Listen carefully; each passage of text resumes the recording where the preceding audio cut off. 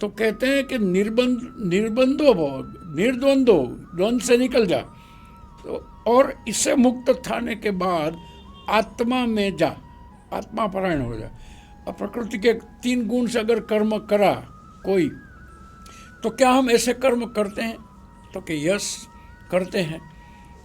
क्या कर्म है? सकाम कर्म। अगर प्रकृति के गुणों से करा तो सकाम कर्म है। सकाम कर्म से बंधन होता है। और प्रकृति के गुण के बिना अगर करा तो निष्काम कर्म होता है। निष्काम कर्म आध्यात्मिक है। तो क्या हम सकाम कर्म करते हैं? यस करते हैं। फॉर एग्जाम्पल, हम बच्चों को पालते पोसते पढ़ाते हैं बढ़ाते हैं, मन में ये समझ होती है कि यही बच्चे हमें वृद्धावस्था में पालेंगे पोसेंगे, हमारा घटपण में काम होगा, तो ये सकाम कर्म है। ऐसा नहीं समझते कि बच्चों को पालना पोसना हमारा कर्तव्य है। भगवान ने हमें जो बच्चे दिए उसको पालना पोसना हमारा काम है, ऐसा नहीं समझते।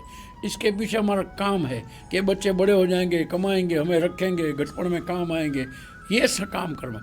हम अगर किसी पेड़ को, फल के पेड़ को पानी देते हैं, ये सोचते कि पानी से फल खिलेगा, इसमें से फल आएंगे, वो हम खाएंगे। हम ऐसा नहीं समझते हैं कि फल, पेड़ को पानी पाना वो प्रकृति को मदद करना है। प्रकृति के जो भी ब्रह्मा ने रचना करी है, फल फूल पैदे, उसका पालन पोषण करना हमारा कर्तव्य, इसलिए मैं पानी पा रहा हूँ, ये हम नहीं सोचते।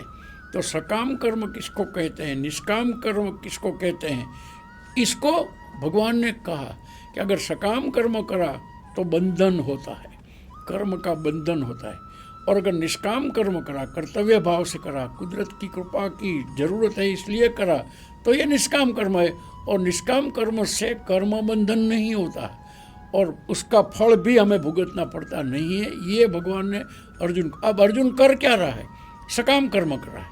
वो ये सोच रहा है कि मैं इनको मारूंगा तो पाप लगेगा, मैं क्यों मारूं इनको, ये मेरा दादा है, गुरुजी है, फलाना है, भाई है।